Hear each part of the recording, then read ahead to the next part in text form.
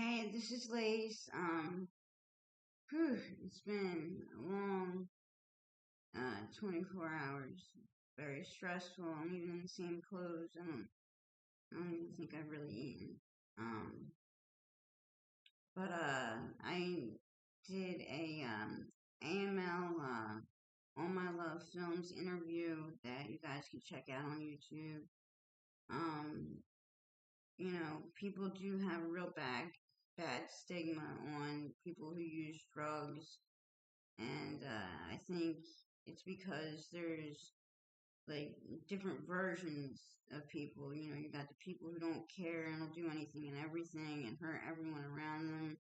And then you got people who got stuck and didn't know what they were in for. Uh, that's kind of what happened to me. And,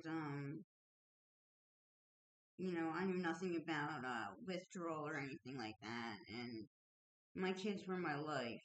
Um, And it seemed that every time I got clean and did the right thing, there were people, powerful people, who made sure I lost everything because I hurt them in certain ways. Not talking to the cops to get them out of prison, things like that. And um, they made me suffer for it. And without my kids, I had nothing to live for. So I get by the only way I kind of knew how, and that was out here, and my life, like I said, is backwards, and my parents weren't really there for me as parents growing up, but they're there for me now, you know, in their own way. Maybe not around, but um, the times that I really, really needed my father to be there. Um, these past 6 months, he was there. Pissed, but he was there. Um, he had seen what happened when the cops put fake warrants on me, and anybody who has family in jail, God bless them. People are dying left and right, badly. My friend's heart exploded in the day room years ago, and that was just off heroin. This isn't heroin. I don't know what this stuff is. But they say there's only about 3% fentanyl in if if there's any fentanyl at all with the trank that's going on out here. So it's killing people coming off of it. I have adversity to subs, so I can't take subs when I go to jail. And when I was in Bucks County, they put me in installation because I have a seizure disorder. Would have me seize out and then come with a cup full of medicine, say narcotics, with Tylenol 3 and Klonopin and Clonidine and Benadryl and Seroquel and um, I think Motrin because migraines or whatever, but all that crushed up, you know, breaking time releases on the ones that had time releases to try and get me to level out, and then would have me do it all over again. Didn't let me shower for 8 days, and I was attacked hours before my hearing. My dad picked me up out of the gutter at Kensington, Allegheny by some girls who found my phone and called him because some guy attacked me and threw me on the side of the road and left me to die. And I had a court hearing hours later, and I wanted my children to see me do the right thing. And when I explained that to the judge, he locked me up. So, and the hearing was for a warrant that never should have existed in the first place. Like I said, I have a seizure disorder, so cops came to the house before the ambulance did, and not even local cops. A narcotics officer showed up, and after he showed up, he decided he was going to take it upon himself to search through everything. And I'm visiting for Father's Day. I live in Kensington. My dad lives in Bucks County. I'm just gonna say that. And he finds an old syringe with nothing in it and a empty dope bag, and said comes to the hospital and threatens me and says, if you don't want charges pressed on you, then you better tell me where you got this from, because I just transferred to narcotics from Kensington. I used to be a narcotics officer in Bucks County. So you're not even a local cop. You're going out of your way to try and make me snitch. If I didn't snitch so that way I could keep my family together with my son's father, what the hell makes you think I'm going to snitch now? So, anyway, um, he ended up putting charges on me like possession, distribution, manufacturing, intent to deliver, to intimidate me. So I just ran from it. Um, I've done a lot of time for things I didn't do. I lost my youngest son because the judge didn't feel like checking the paperwork, and DHS said that it was fake, and it wasn't. And then COVID hit. So that's the kind of luck I have. 2 years later, my dad's going through chemo. My daughter just gets married, and I didn't want my mom to trouble herself to come pick me up. Plus, she's a horrible driver. So I'm walking down Route 13, and I'm finally making about a mile away from the house. I'm at the end of the highway, and a cop does a safety check. Right, and I'm honest with him. I give him my name. I tell him that yes, I do have syringes on me. I'm hypoglycemic, which is a form of diabetes. Um, you know, and that I'm on the needle exchange, even though I know it doesn't apply here. But I wanted to be honest and upfront. At least in Kensington, they appreciate that. I can't say they do that so much down in Bucks County. So he runs my name, and that warrant comes up without even telling me. Just slaps the cuffs on me, starts digging in my pockets. No, doesn't Mirandize me or anything. And I think this was Easter too, actually. And I was like, I haven't seen my daughter since she got married. She's coming with her husband. My mom needs help while my dad's getting chemo. I was like, I'm in Bucks County now. Can't I just turn myself in Monday? Nope. And while digging in my pockets, boom, find some Xanny bars and some dope and some powder. And some of the shit I didn't even know was there. So, but neither here nor there, busted. And I think this is the first time I've actually been busted for something that I could be guilty for. Because every other time it was, my ex beat the shit out of me and then called me and said it was self defense, and I ended up doing 2 years. A girl smoking crack on the road, slams on the brakes in the rain, my tires are bald, and I fender bender her, and she tells me to drive away and not call 911. The cops pull up, tell her to drive away, and give me a DUI for driving on Topamax, which is a non-narcotic seizure pill. So, anyway, so this would probably be the first thing that you know, yeah, maybe I could I should take credit for it. But I've probably done close to 5 years on things that had nothing to do with me, or that I was not guilty on at all. Um. Anyway, neither here nor there. The cops end up taking me in, and I haven't an adversity to subs. I can't take them, and so I do time for that little weekend, and that was bad.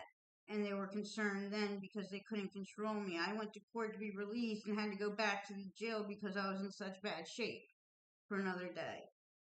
Then this time after the attack, I go for the next hearing, to tell the judge, yes, I got in placement, I'm starting to do the right thing. I'm sorry I'm a bit disheveled. I was attacked.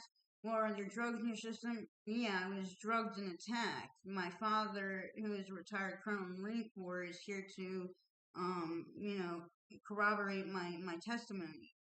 I just wanted to show up for court so my kids saw me do the right thing. And he goes, oh, well, come back in 2 weeks. So, the 2 weeks that I'm in the jail, no change of clothes, no hygiene products. I didn't get a roll of toilet paper for 4 days. I had to use my hand and with no soap. The sink ended up breaking, and I was treated like I was in the hole. All my food was thrown in a paper bag, not that I could eat anyway. So I went the first 6, 7 days with no food and maybe a few sips of juice because I only got those little cups of juice that they give you at the meals at the door. And I only have one kidney, so my kidney was failing. And I told them that, and I kept falling over, and I didn't even get to see the primary doctor while I was there. And I'm telling the nurse, I said, my kidney is failing. I have one kidney, and it's failing. She takes a urine test, and she said, okay, so it does look really bad. We'll send it out. And I said, I need to go to the hospital before I really do have to have dialysis. Well, we'll send it out. Da da da da da. Finally, 8 days later, and mind you, I had just been raped before all this. I convinced one of the guards to let me take a shower in the hole. And I was grateful. Finally, a change of clothes. You know, one of the other guards that had seen me there years ago, because I haven't been in trouble for a long time, I try not to do any wrong. I don't steal. I don't fight unless I have to fight. So, she came in, she got me blankets, and, so I could take, like, a proper shower, and the inmates helped me out a little bit, and finally I was able to get a tablet so I could make a phone call and try and get some money on my books because I was withering away between dehydration, the sink not really working, and only getting like a little bit of juice 3 times a day wasn't cutting it. And in my condition, I have to stay hydrated. So I got money on my books, and I ended up, asking the guards if they could just, get me something from the vending and this, that, and the other. At this point, people are making bets on whether I'm going to survive. Because I'm still constantly seizing in and out, falling over, and I'm still not holding food down, and now there's blood coming out of me in places it should not come out. I have the nurse come over to look, and he really doesn't know what to say. Still haven't seen the primary, and this is day 10. And, he goes, well, let me talk to the doctor, and he goes, well, you know what? Um, we're gonna have you try to go again because for all I know that could have been a pepper flake from eating chili at Chow. I don't go to Chow. In isolation with the 24-hour babysitter. What the fuck are you talking about? Chow. I don't eat no chili. You give me the same bologna and cheese sandwich every freaking day and hard boiled eggs in the morning every freaking morning, and if I'm lucky, some of that blueberry whatever, like, crumb cake. I don't go to Chow, but whatever, fine. Have it your way. And by this point, like, I can barely walk. Finally, the primary comes in, and it's the day before I go to see the judge again. They're trying to hold me up on my shirt. I had taken a second shower in this 2 weeks. So we're down to shower 2 now. So, um, the primary's freaking out, and the nurse is freaking out. They're like, we got your urinalysis back, your kidney is failing. We need to try to get you to chug down some juice. I said, chug down some juice? I can't hold anything down as it is. And when I could, and I tried telling you that, you didn't listen to me at all. And at the same time, like, I'm finding out that there's other people having the same problem, and this has to do with prime care. There's a girl on the block who's also going through chemo as cancer who's not getting her cancer meds. The girl who's babysitting me, had this horrible pain in her foot and kept telling them, and nothing happened until it was so bad it turned into a bone infection that almost killed her. And I mean, we're talking like countless deaths and medical malpractice. By the time, but when I walked out of there, I was in such bad shape. When my dad picked me up, I tried to chug some water, and I went into septic shock. Like, this is the stuff that's happening, and they don't even have the staff. They had the money to build this new female jail, but they don't have the staff to run it.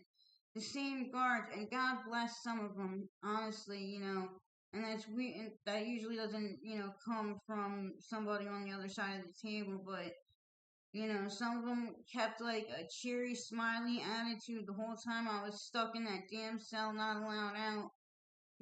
Always asking how I was doing, even though they were working anywhere from like 12 to 20-hour shifts because there was nobody else there.